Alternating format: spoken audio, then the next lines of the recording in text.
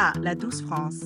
Ce pays où les hommes politiques s'accrochent à leur intégrité comme un sportif du dimanche à son dernier abonnement Basic Fit, avec beaucoup de bonne volonté et très peu de résultats. Aujourd'hui au programme, Rachida Dati, Carlos Ghosn et Andy Kerbrat. 3 histoires, 3 styles. Le thriller politico-financier, l'évasion hollywoodienne et la tragédie comique. Allez, installez-vous confortablement. On vous sert une trilogie d'absurdités garantie 100% Made in République. Premier acte, Dati et Ghosn, l'amour des euros sans sueur. Alors d'un côté, on a Rachida Dati, avocate, députée européenne et visiblement grande spécialiste du rien foutre bien payé. 900 000 € de Renault-Nissan pour un travail qu'on cherche encore. C'est pas un poste, c'est un miracle économique. À ce tarif-là, même les consultants McKinsey doivent revoir leur devis. De l'autre, Carlos Ghosn, le roi de l'évasion, arrêté au Japon, réfugié au Liban et toujours prêt à donner des cours de géopolitique sur comment fuir la justice en jet privé. Avec un duo pareil, on aurait presque envie de les mettre sur Netflix. Lupin, le spin-off corporate. Le parquet national financier parle de corruption et de trafic d'influence. Mais non, voyons, c'est juste un échange de bons procédés. Eux, ils encaissent, et nous, on se paie une crise de confiance institutionnelle. Sympa, non?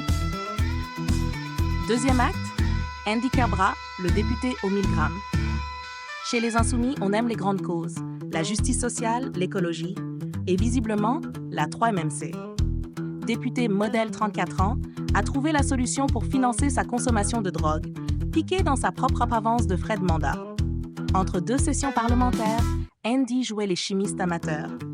Résultat, un contrôle de police dans le métro et hop, on apprend que l'argent public sert aussi à élargir ses horizons. Mais attention, Andy assure qu'il a tout remboursé. Ouf, on peut dormir tranquille. Une erreur de comptabilité. Tout simplement. La prochaine fois, il demandera peut-être à Dati de l'aider à rédiger ses justificatifs. Elle a l'air calée, elle. Troisième acte, Mazan, le cauchemar de l'humanité.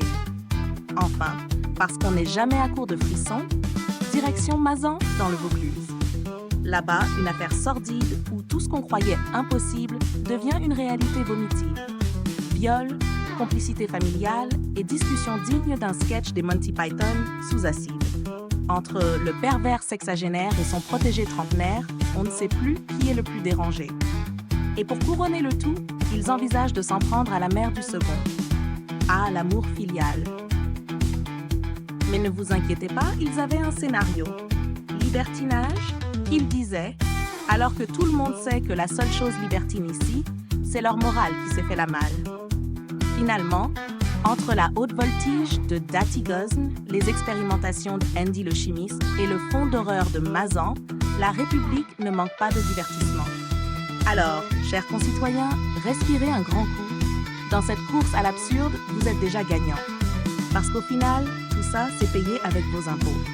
Elle est pas belle, la vie?